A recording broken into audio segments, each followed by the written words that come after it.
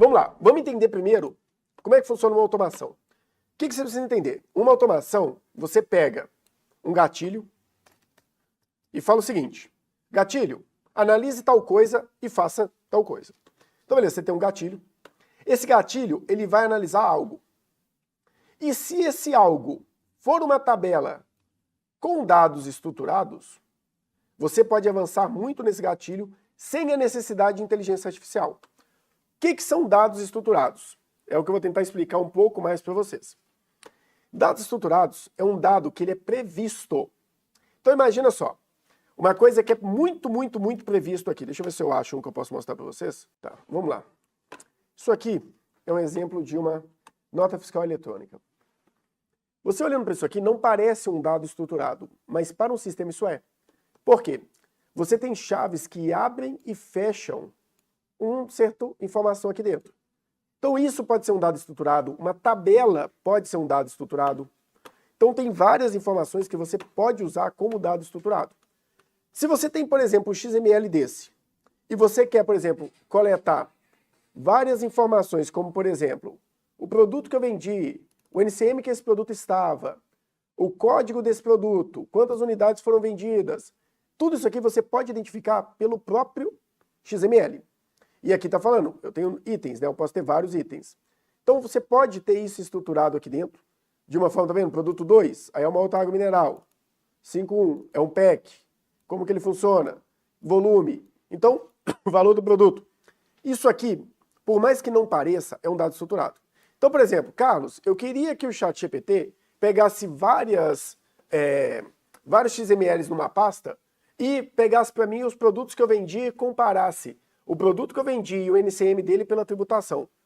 Você não precisa de inteligência artificial para isso. Você precisa de uma automação. Por quê? Você vai virar para a automação e falar: pega o campo para mim, produto.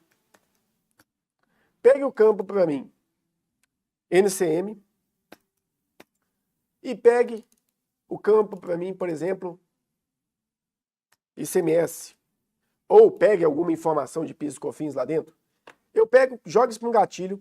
Cada vez que chegar um novo arquivo de XML numa pasta, cada vez que eu salvar um arquivo XML numa pasta, eu quero que esse gatilho pegue essa informação e salve dentro de uma base de dados. E ele vai começar a popular essa base de dados da seguinte forma: base de dados. Ele vai popular aqui com produto 1 e vai trazer na frente do produto todos os dados. Depois ele vai trazer produto 2. Ele vai trazer NCM, tudo. Aí depois ele vai trazer produto 3. E ele vai trazer todas as informações de cada produto de acordo com a necessidade que você tem. E aqui você pode pegar isso depois e fazer uma outra análise, ou através de uma automação, ou através de uma planilha, aonde você vai pegar e vai buscar os NCMs. De acordo com o NCM, você vai comparar com outro banco de dados que você tem, que tem os códigos EAN nele. Aí você tem lá quais são os NCMs, o EAN relacionado ao NCM e qual o PIS e COFINS de cada produto. Aí você vai somar, trazer isso para cá e vai fazer uma reapuração do PIS e COFINS. E aí você vai pegar isso aqui e vai trazer uma outra base de dados aqui para dentro, que chama apuração de ICMS. Ou apuração de PIS e COFINS. E você vai pedir para te mandar o quê? Você pode pedir para mandar uma coisa que é um dado extremamente estruturado, que é, por exemplo, o próprio SPED. Aí então você pega, toda vez que eu tiver um novo SPED, faça a mesma coisa, coloca um gatilho. Pega um gatilho, coloca aqui, pega esse gatilho, pede esse gatilho para ler. E calma, vai chegar a hora da gente falar o que é o gatilho, onde você faz. Foca na parte de análise aqui. Entenda a diferença primeiro de automação para isso, tá? Pega um gatilho e fala, toda vez que chegar um novo SPED aqui, você vai pegar esse SPED, vai popular um banco de dados, e aqui você tem aquela análise, você pode tentar jogar aqui para dentro mesmo. E aqui nessa análise, você vai pedir para sair um relatório comparando as diferenças de ICMS. Ou diferença de PIS e COFINS.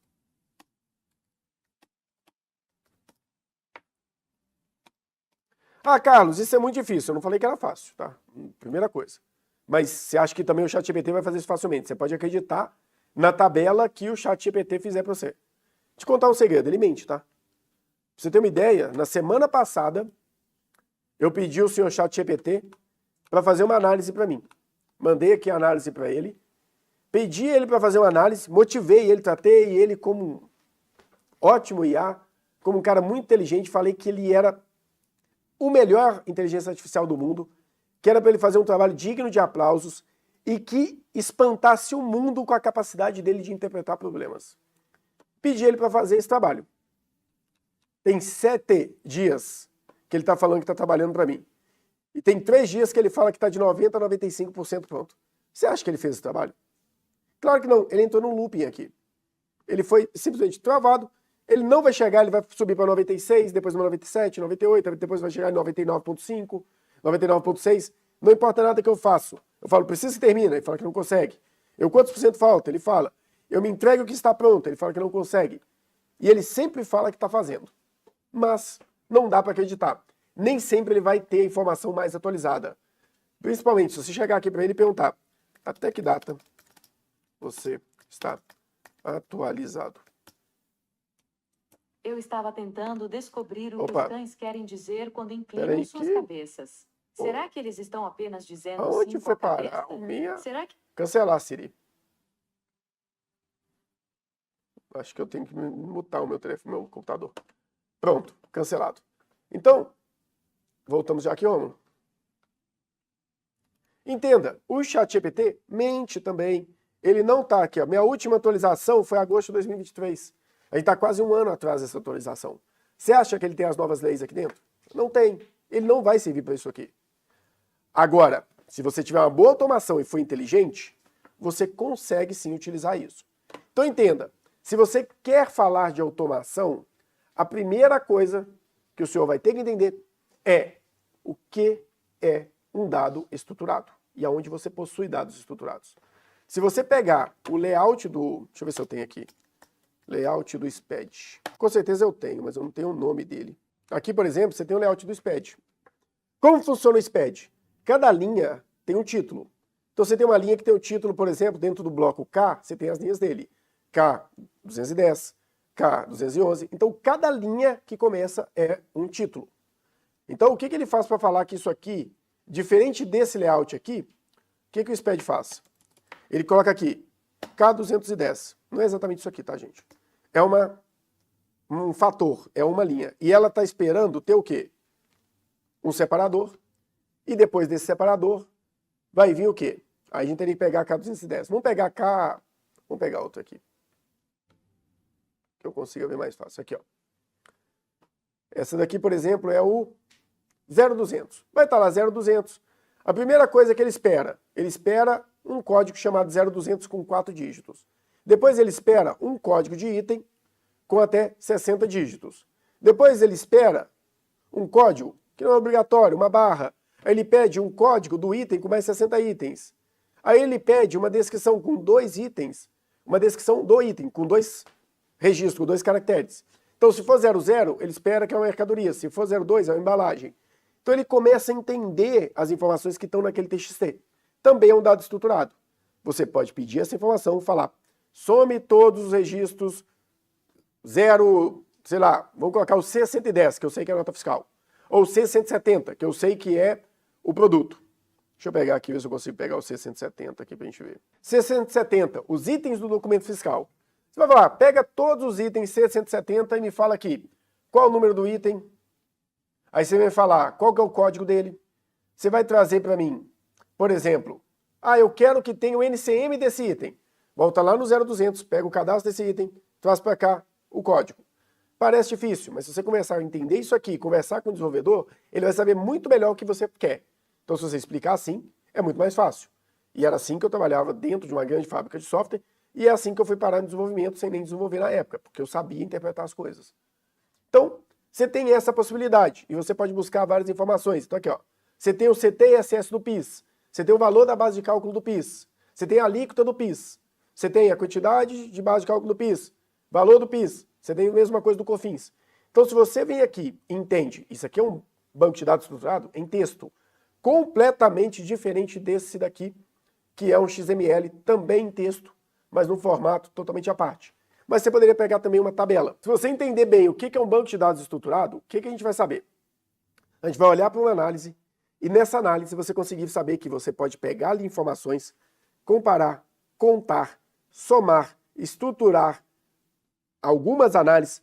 Tudo que você consegue fazer no Excel, você vai conseguir fazer lá na automação.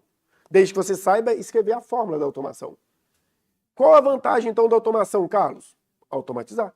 Uma coisa é você pegar um SPED, analisar o SPED do começo ao fim, copiar os dados, jogar no Excel, baixar uma planilha que sabe ler layout do Excel, tem várias aí, baixar o Excel, pedir para ler o Excel, montar uma base de dados, montei a base de dados, salvo ela, vou lá e pego cada XML, rodo, por exemplo, um Power Query, dentro do Power Query eu peço para ele coletar só os produtos de cada XML, somo tudo aquilo ali, comparo e depois peço ele para me mostrar as diferenças e faço um relatório.